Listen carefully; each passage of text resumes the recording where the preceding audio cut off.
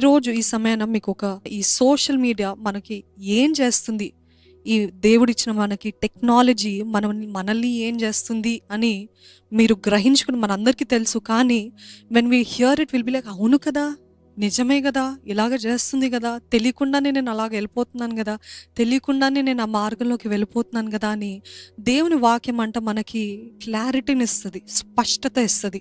అసలు మనకి తెలిసిన సంగతులే మరలా గుర్తు చేసి, అవును నేను ఈ మార్గంలో ఉండకూడదు అని బయలుపరుస్తుంది. అసలు what does social media do to us? మొదటిగా ఈ పాయింట్స్ దయచేసి జాగ్రత్తగా వినండి. మొదటిగా మనల్ని ఏం చేస్తుందంటే ద కవెటింగ్ ట్రాప్, కవెట్ చేస్తుంది. అంటే ఆశించడము. ఆజ్ఞలో ఒక ఆజ్ఞ ఏముందండి చెప్పండి? మీ పొరుగువారిది ఏది కూడా ఆశించకూడదు అని ఆజ్ఞలో ఒక ఆజ్ఞ. కానీ మన సోషల్ మీడియా ఏం చేస్తుంది, మనం చూసే టెక్నాలజీ ఏం చేస్తుంది, అరే వారు చూడు ఎంత చక్కటి చీర కట్టుకున్నారు, ఆ చీర నాకు ఉంటే బాగుండేది. లేకపోతే వారు ఎంత చక్కగా ఆనందంగా ఉన్నారు, వారి భర్త చూడు ఎలాగున్నారో అట్లాంటి భర్త నాకు ఉంటే బాగుండేది కదా. నీ పొరుగు వాని భార్య అయినను భర్తను గాను ఆశించకూడదంటే మొట్టమొదటిగా ఏం చేస్తుంది, ఇట్ విల్ ఆల్వేస్ మనకి ఏది లేదో, that one thing that we don't have, it will shows. మనకి ఏదైతే ఆ ఒక్కటి లేదో ఆ ఒక్కటినే చూపించి నీకు ఇది లేదని మనల్ని ఉన్న వాటిని అన్ని మర్పింపజేసి ఏదైతే లేదో దాన్ని బట్టి మనల్ని దుఃఖంలోకి, కృంగుదలలోకి, నిరాశలోకి, వేదనలోకి నడిపిస్తుంది. ఈరోజు ఆశిస్తున్నారా ఇతరులకి? చూడండి, వారికి అన్ని లైక్స్, వారికి అన్ని కమెంట్స్, వారికి అన్ని వ్యూస్, అంతమంది చూస్తున్నారా? మరి నేను కూడా చేస్తే నాకు కూడా ఉండాలి కదా, నేను కూడా సరిగ్గానే చేస్తున్నాను కదా, నేను కూడా యథార్థంగా ఎలాగ చేయాలి? ఎప్పుడు చూసినా ఆశించడం. అసలు దేవుడు చెప్పేది ఏంటంటే పొరుగువాడిది ఏది ఆశించకూడదంటే అదే ఆశింపజేసేది మనం చూసే సోషల్ మీడియా.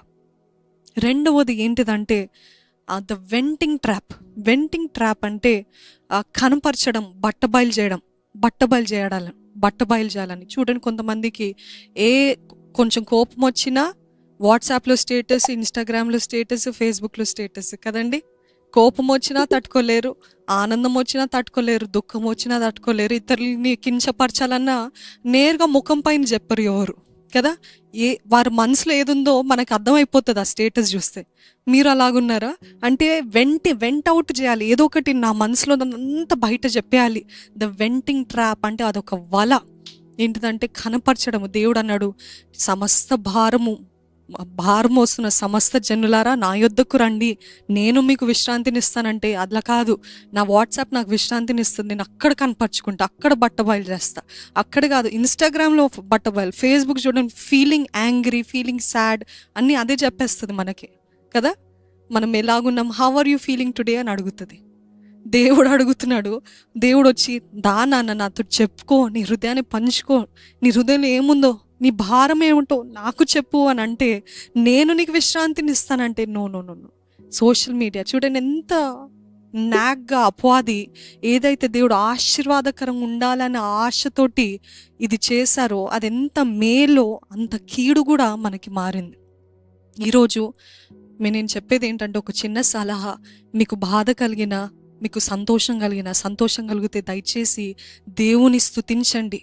పరలోకం వైపు, ఆకాశం వైపు ఆయన మీ చేతులెత్తి ఆయనని స్తుతించండి. బాధ కలిగిందా ఆయన సన్నిధిలో మోకరించి, దేవా ఇదయ్యా నా బాధ, ఇదయ్యా నా వేదన. ఎవరైనా మిమ్మల్ని హింసించారా, బాధ పెట్టారా, మిమ్మల్ని కించపరిచారా, ఎవరైనా మిమ్మల్ని ఏ రీతిగా అయినా అనగదొక్కాలని ప్రయత్నిస్తున్నారా, అక్కడ స్టేటస్ పెడితే వారికి అర్థమైపోతుంది నేను స్టేటస్ పెట్టేస్తాను అని కాదు.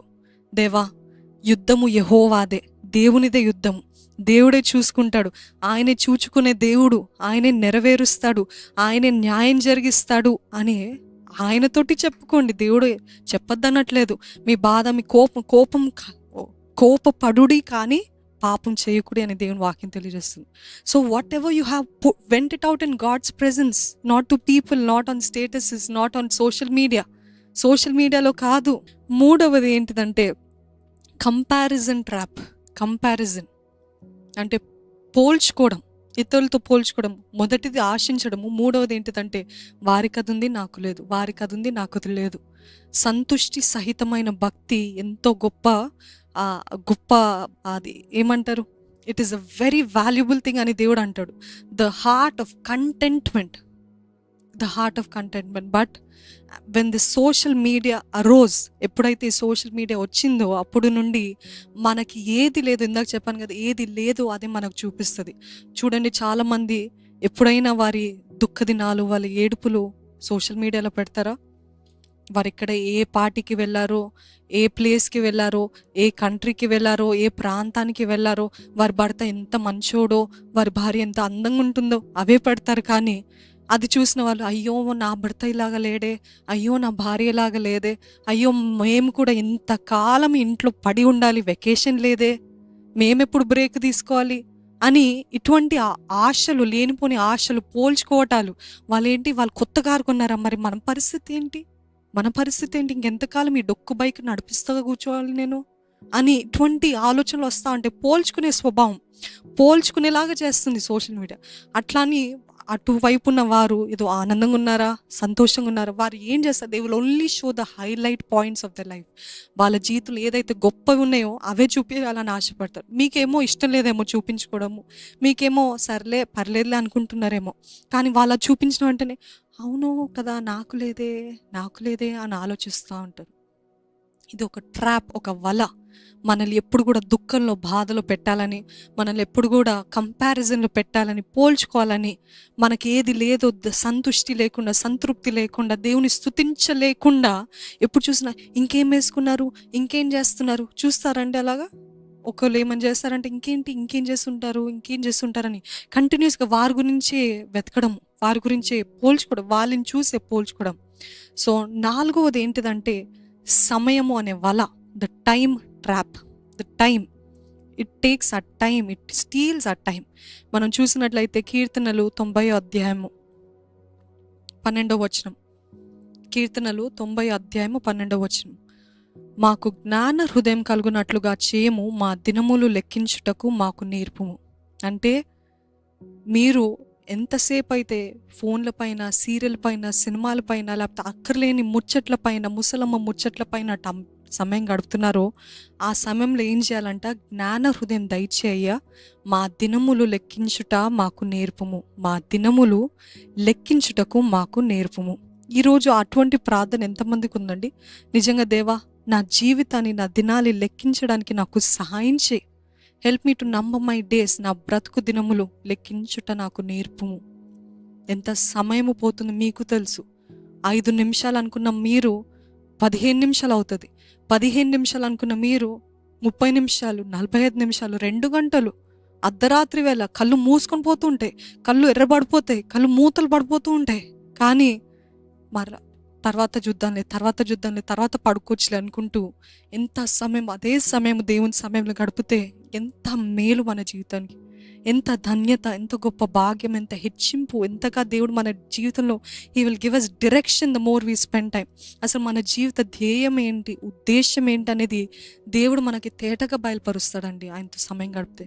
అర్ధరాత్రి సమయాల్లో మీరెంతమంది దేవునితోటి కాక మీ సెల్ ఫోన్స్ టైం వేస్ట్ చేస్తున్నారు, వ్యర్థపరుస్తున్నారు? సమయం అనే వల, సమయం వృద్ధాపరచడం అనే వల ఈ సోషల్ మీడియా మనకి చేస్తుంది. 6వది ఏంటిదంటే రహస్యం సంబంధాలు, స్నేహాలు, మరి ముఖ్యంగా పెళ్ళైన వారు, భార్య భర్తలు, ఎందుకు వారికి గొడవలు వస్తున్నాయి, ఎందుకు వారికి సందేహాలు, డౌట్స్, అనుమానాలు వస్తున్నాయి అంటే, భర్త ఏమో నా ఫోన్ లాక్ వేసుకుంటాను, నేను నీకు చూపించను, నా లాక్ కోడ్ నీకు తెలీదు, భార్య ఏమో నా లాక్ కోడ్ నీకు తెలీదు. పేరుకి భార్య భర్త కదండి, పేరుకి అంత. తల్లిదండ్రులకి మీరు స్వేచ్ఛగా మీ ఫోన్ ఇవ్వగలుగుతారా? యవనస్తులుగా ఉన్న మీరు ఇవ్వగలుగుతారా? ఇవ్వలేము, చాలామంది ఇవ్వలేరు. ఎందుకంటే ఎంత భయంకరమైన దృశ్యాలు, భయంకరమైన పిక్చర్స్, భయంకరమైనవి చూడకుండాల్సినవి ఉన్నాయేమో. సీక్రెసీ అంటే ఎంతో ఆనందంగా ఉండే సంబంధాలు, ఎంతో ఆనందంగా ఉండే మన జీవితాలు, అనురాగాలతోటి, ప్రేమతోటి, ఐక్యతతోటి ఉండాల్సిన జీవితాలు ఏమవుతుందంట? సీక్రెట్గా, రహస్యంగా మారిపోతుందంట. రహస్యాలు వచ్చేస్తాయంట. ఎందుకంటే చేయకుండాల్సినవి చేస్తూ, చూడకుండాల్సినవి. మరి ముఖ్యంగా వివాహితులకి ఎంతగా భేదాలు తెస్తుంది, ఎంతగా అనుమానాలు, సందేహాలు, కలవరము. అయ్యో నా భర్త ఏదో చేసేస్తున్నాడు, నాకు తెలియకుండా ఏదో చేసేస్తున్నాడు, నా భార్య ఏదో చేసేస్తుంది, నాకు తెలియకుండా ఏదో చేసేస్తుంది అని ఎంతగానో ఎంతగానో దూరము, గ్యాప్ వారి మధ్యలో ఏర్పడుతుంది. 6వది ఏంటిదంటే డిస్ట్రాక్షన్ ట్రాప్. వల, ఇంకో వల ఏంటిదంటే డిస్ట్రాక్షన్, పరధ్యానం. ఇది మన జీవిత ధ్యేయము, ఇది మన జీవిత ఉద్దేశము, ఇది మన జీవిత గోల్, ఇది నా భవిష్యత్తు, ఇది నా వృత్తి ఉండాలి అని మీరు ఎంతోమంది చిన్న పిల్లల్ని అడగండి, ఏంటి ఏం అవ్వాలనుకుంటున్నావు అంటే వారు అంటారు, నేను పెద్దగా అయిన తర్వాత డాక్టర్ని అవుతాను అంటారు, లేకపోతే లాయర్ని, లేకపోతే టీచర్ని, లేకపోతే ఏదో ఒకటి నేను గొప్ప సేవ చేయాలని ఆశపడుతున్నాను అని అంటారు. కానీ అదే బిడ్డని కొన్ని సంవత్సరాల తర్వాత చూస్తే ఆ స్థితిలో ఉంటారా? No. Why? Because they got distracted. ఈరోజు మన ఉద్దేశం నుండి, మన జీవిత గమ్యం నుండి అపవాది మనల్ని డిస్ట్రాక్ట్ చేయడానికి పరధ్యానం వేరే మార్గంలో నడిపిస్తున్నాడు. ఈరోజు చాలామంది అనుకుంటారు, do you have a plan for your day? మీరు లేసిందే నుండి దీని తర్వాత నేను ఇది చేయాలి, దీని తర్వాత ఇది చేయాలి, దీని తర్వాత ఇది చేయాలని ఎంతమంది ఎవరైనా ప్లాన్ వేసుకుంటారండి? చేతులు చూపిస్తారా చేసుకునే వాళ్ళు? కొంతమంది చూడండి. కానీ ఆ ప్లాన్స్ ఎంతమంది ముగించగలుగుతారు? That is the point. ఆ ప్లాన్స్ ఎంతమంది ముగించగలుగుతారు? Can you accomplish, can you finish what you have started? కార్య ఆరంభం కంటే కార్యాంతం మేలని దేవుని వాక్యం తెలియజేస్తుంది. It is better to end it than to begin it. ఈరోజు మనం ఎన్నో ప్లాన్స్ వేసుకుంటాం, కానీ are we able to finish it? Are we able to fulfil it? అందుకనే డిస్ట్రాక్ట్ చేస్తాడంట. ఏం చిన్న నోటిఫికేషన్, చిన్న ఇంట్రెస్టింగ్ వీడియో, చిన్న మెసేజ్, చిన్నది రాగానే మెల్లగా ఈరోజు చేయాల్సింది ఇది కాదు అని డైవర్ట్ అయిపోతారు, వేరే మార్గంలోకి వెళ్ళిపోతారు. ద డిస్ట్రాక్షన్ ట్రాప్ డిస్ట్రాక్ట్ చేస్తుందంట అపవాది. ఆ రీతిగా ఏదైతే ఆశీర్వాదకరంగా, ఏదైతే మేలుగా, ఏదైతే ఆధ్యాత్మికంగా మనల్ని బలపరచాలి అని దేవుడు కోరుకున్నాడో దాన్ని వాడుకొని ఏం చేస్తున్నాడంటే ఈ మార్గం కాదు, ఇది కాదు అని వేరే మార్గంలోకి నడిపిస్తున్నాడు. ద డిస్ట్రాక్షన్ అనే వల, పరధ్యానం అనే వల. అందుకని దేవుడు అంటున్నాడు, అదుపులో పెట్టుకోగలుగుతున్నారా మీ శరీరాన్ని? 7వది ఏంటిదంటే, what you post is a reflection of you. It's a reflection of you. చాలామంది చూడండి, పేరుకి క్రైస్తవులు కానీ ఎప్పుడు చూసినా వారి సెల్ఫీలు కదండి. ఈ మధ్యకాలం సెల్ఫీలు, లేకపోతే వారి ఇంట్లో పనులు, లేకపోతే వంటలు, ఇవి అవి. కానీ దేవుని బిడ్డలుగా మనము కొరింథీయులకి రాసిన 2వ పత్రిక 5వ అధ్యాయము 20వ వచనం చూద్దాం. కావున దేవుడు మా ద్వారా వేడుకొనినట్టు మేము క్రీస్తుకు రాయబారులమై దేవునితో సమాధాన పడుడని క్రీస్తు పక్షముగా మిమ్మల్ని బతుమాలుకొంచున్నాము. అంటే ఈరోజు దేవుడు మనల్ని అడిగేది ఏంటిదంటే, ఈ సోషల్ మీడియా ద్వారా క్రీస్తుకి రాయబారులై ఉన్నారా? Are you the ambassador for Christ?